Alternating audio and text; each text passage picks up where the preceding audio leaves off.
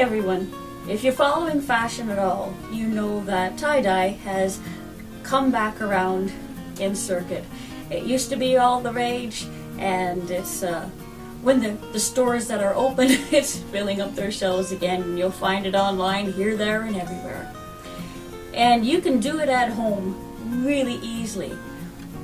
But some of the tie-dye kits are quite expensive, and it takes paints, and it takes laundering, and it takes all these extra things. And it can get pretty costly, so that it is just cheaper to buy it off the shelf. But I don't think there's any fun in that. So I want to show you something. This here is a shirt that my son, James, made for me, and I wrote it on the ticket. And it says it was grade 7. So 2013, 7 years ago, my son took this plain white t-shirt to school, and he brought it back home as a Mother's Day gift for me. So this is a 7-year-old Mother's Day gift, and it's really, really special to me. So let me show you here. And what it has on it are these little tiny bits, not too much, but little tiny bits of tie-dye. And he did it with his class, they did it as kids. There's a simpler method to the madness. So I want to share with you a really easy way to do tie-dye at home that won't dye your hands funny colors, that doesn't take hours. It's fun, it's easy, it's artistic. You can have it done in an hour, and you got a great Mother's Day gift. Or if you want something great for this coming summer, or just something to do with the kids, this is the craft for you. There are 3 main things that you're going to need to be able to do this. Of course, the first thing will be a t-shirt. I've got a couple of white ones here that I actually did pick up at the dollar store. And I got them in a size medium because I kind of want them a little bit loose and flowy. And these are just cotton t-shirts, no tag. You can use white or whatever lighter color that you can find, whatever you like. Just make sure it's a light color so that the colors will show up. I've got quite an assortment of Sharpie markers here. These smaller packages here, I also picked them up at the dollar store. And then the other thing that you're going to need is the alcohol, the not drinking kind of alcohol, but rubbing alcohol, antiseptic alcohol. This one's 91% proof. It's the Walmart Equate brand. Did not cost a lot at all. You're going to need some way to put the alcohol onto the t-shirt in slow drops. So I've got a syringe here, an eyedropper, no needle on it, very easy. Another couple of things you would like, and you can choose, and I'll show you both ways. You can have a piece of cardboard that you'll put inside the t-shirt, or another thing you can use will be a cup and elastic band. So whichever you have handy. The idea will be that you don't want the rubbing alcohol to drip through the shirt onto either your counter or to the other side of the shirt. You don't want it to get over liquidated. You don't want to get too wet, so this will help soak up the extra, or this will keep it up in the air and make it nice. And of course, the last thing that you're definitely going to need will be a really good cup of tea. And I have to admit, I am using the colors in this mug, which I hope you can see. There we are. I'm going to use the colors in this mug to give me the idea of what I want to do with my t-shirt. So here are my colors. I got those. And then of course the next thing I need is my t-shirt. Now you saw the pair of scissors sitting right here. I'm going to do something that you don't have to do, but I'm actually going to take the collar and the neckline right off, and it's very easy. You just follow along the outside with a good pair of scissors. You don't have to do this. It's just a personal preference, so it's what I'm going to do with mine. You make a little snip, and then it's easy enough to follow around. Now you can make it bigger if you want to, simply by widening it out. taking off a little more than you originally started at. There. The neck cut out of the shirt. And now it's a little more scoopy, a little more my personal style. So very easily done. There we go. All right. So now for the main thing, the doing of the tie-dye. So let's get into that. So from the many colors that I showed you originally, I've chosen just these 4. Now you can use as many colors as you want to. It's all personal taste. These 2 I have sitting up here for a reason. When these are done, they look a lot like flowers to me, and so I'm going to be using this black one at the end to make sure that they look a lot more like flowers. I'll show you when we get there. And I'm contemplating using this dark green one to actually draw some leaves on. So we'll just see. So I've got these 2 set aside. You can put these anywhere you want to, as you saw with the one that James did for me. I had a couple around the hem and just like very, very loose pattern. You could do a whole collar of them if you wanted to, which is really nice. I'm actually going to go down the side a bit, as if the flowers were climbing up the side of the shirt. I'm going to start with the cup. You need a cup and a rubber band, and you figure out where you want your pattern to start. And if you're a lady, you don't want the patterns to show up in really strange places. So just be careful. So I'm going to take this, and I'm going to kind of gauge from the shirt that I'm wearing right now. There's my armpit and my shoulders up here where you can't see it. But I'm just going to figure out kind of where I would like my flowers to begin. So what I've done is I've taken my cup, I've slid it in the neck hole. You can slide it up the body depending where you're at, and I'm placing it inside the one top layer here. Oh, let me see here. I got all these wrinkles. You should press your shirt first, but you can press it after too. It's all good. I'm going to start here, kind of by the armhole, and not too far over, probably closer to the armhole, just to make sure. If all else fails, try your shirt on first, but I didn't, so there you go. Now I'm going to take my elastic band, and I'm going to put it around the top. Okay? So there we have this nice, fairly tight. Now, I'm going to start with this one. This nice rose color, I think. I'm going to start in there. And what you do is near the center, you make your pattern. And you don't really want to do it, honestly, much bigger than the size of a quarter, okay? You don't want it much bigger than that. And the pattern will just kind of get lost in there. It gets too much. And you want to do the pattern simple, because it's the rubbing alcohol that's going to make it elaborate for you, okay? So I'm going to start with just this rose color, and I'm going to do it like this. Make a dot and a dot. And you know what else I'm going to do? I am going to take this orange one, and I'm going to make this one right in the middle. Okay, so there's the orange and the other. Then I now have some rubbing alcohol in here, and you use just a little bit to start with, okay?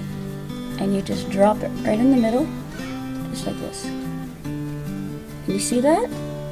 You see the colors moving out? Now, and just a drop at a time. The more wet it becomes, the more the color will spread. So just kind of, if you want to, you can kind of chase it around. Look at that.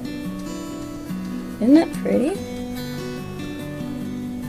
Do be sure to to wash your cup afterward. Okay? Don't let anybody drink from this until you've washed from it. Washed it all up. There we go, though. How's that, eh? Right on. I'll put that over to the side. That's a nice safe spot. So there, look at that already. I have one flower. Okay, so it's been a few minutes, and this is actually fairly dry to the touch. I guess it's been about 5 minutes, but you'll know, just touch, nothing going on here. So I want to show you, I'll take off the elastic, and take the cup out of the way. I might even just put it in the sink for the moment in case somebody comes by and thinks they're thirsty. And there you go. See, how about that, eh? So now it did go over the edges of the cup a little bit, which has left a little bit of a line, but that's okay, I don't mind. So there is one flower. Having a larger surface than what I'm working with would be helpful, but this is what I've got for today. So I'm trusting you will all bear with me. There's my markers. I wondered where they went. Okay, put my markers to the side. Taking the piece of cardboard. And here we are. And there we go. So that's where I need it to be. So my piece of cardboard is hiding in here. Okay? There it is. So it's nice and in between the two layers. You can see it there. So this time I'm going to actually do an asterisk. Okay? So I'm just going to draw here. And I'm going to take my eyedropper. And again, very slowly, so that I can control how far this goes. See, I've stopped dropping and it's still spreading. Want a bit bigger? Just add a little more.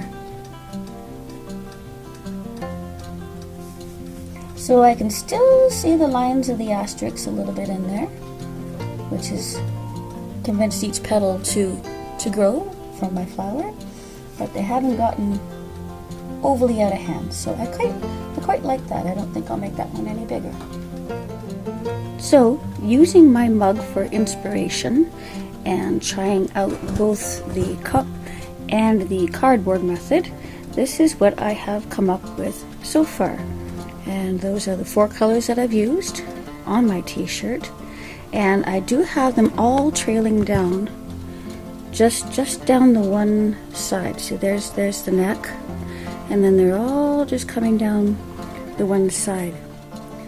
So all my flowers are dry now, which is good because I don't want the ink to run anymore now that I've accomplished what I've done.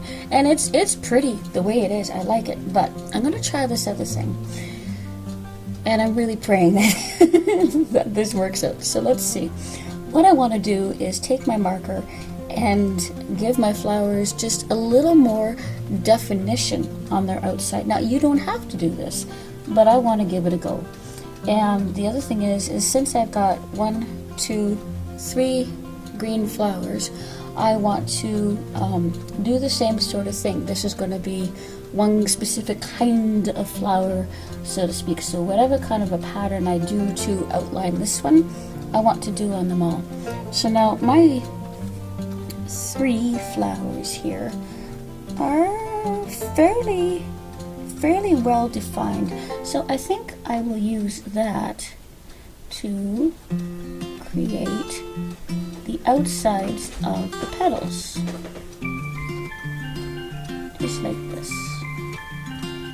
And they're gonna, originally they look like shamrocks, except shamrocks have 3 petals, or 4 if you're lucky. These ones are gonna be like that. There you go. So see, now it's much more defined as a proper flower. And you can even, if you want to, just a little bit, follow the lines just to give it the least bit more of dimension and definition. So there's the flower that I was showing you that I had worked on, and here are all my flowers now. Each kind of flower I followed the pattern to make them the same kind of flower, right? So these ones all have the 6 petals and the starburst in it. My peachy ones have all these nice little frillies on the outside and almost a hibiscus kind of a center. Same with this one here, a little bit of a hibiscus center. I did 5 petals on that one. There we go, made them the same. And then this other one that was a couple of different colors is just totally different, kind of more of a furry edge. I did use my original cup to stretch the fabric out for most of the flowers, just to make sure I could do it well. And then I must admit, because the bigger flowers were bigger, I used this size of a cup. So here's my piece of cardboard that I had in between the layers, and you can see where the ink came through, and that's why you do want something in between them, and it gets all wet. The only thing is that as it sits in the wet, it pools a little bit. It just kind of lays there, so it doesn't stretch out nearly as much. So this one was with the cup, and these ones were without. This one stretched out more, and yes, you can see the edges, but this one kind of pooled. See how it's almost denser in the coloring. So I've tucked my cardboard back underneath my shirt so that the ink doesn't go through. Now you could use black if you wanted to. This is the original green that I used, this nice bright green. I think I'm actually going to use this dark green here and to do my bits and pieces. So always start little, decide, you can always add more, you can't take away in this case, right? You can always get more, you can't get less. That's my grandmother always said. So just kind of figuring out where a stem might come from. You could do it there, or you could do it up there and then have it kind of curling that way. So I think I'm going to do it that way. And we're just going to do like a hint of a stem. See that? I'll make sure that it's going to almost get to where I want it to be. Let me see now. I've got a couple of flowers to work with in here. So this one, I need a stem. So I'm going to do it here, and then this one, maybe it'll join down that way. You want to keep your fabric stiff. That's the trickiest part. That's why the cup is so nice. It keeps it stiffer. Keeps things from running around. There it goes. And this one's going to come out of there. Kind of come down to join it, maybe. Everybody has their own stem. There. Now the only thing left is that I think these flowers can maybe use a couple of tiny little leaves, because you need your leaves to grow, right? So let's see here. I think a nice little leaf up here would be good. There we are. And put a little leaf in here. There we go. Kind of like that. Dink. Let me see here. Oh, we need another leaf. Where do we need another leaf? We need another one down in here. Let's do one down in here. And I don't know, I kind of like the idea of one there. Kind of picture it in your mind if you can. Or maybe that's enough. You know what? That might be enough. Maybe I'll leave it at that. We'll see here. And there we have it. Just a few stems, just a few leaves, just a few colors, and my mug for inspiration. So I am really amused. I love how this turned out. I'm really, really pleased, and I'm glad that I took the neck off. As I say, you don't have to if you don't want to. But there we go, guys. Now, to make sure that the color would stay, throw it in the dryer for about 20 minutes, and that'll make sure that the color is in there and is going to stay for you. Okay? Everybody enjoy. Thank you so much. Let me know in the comments below what colors you guys decide to use, and we'll talk to you later. Bye for now.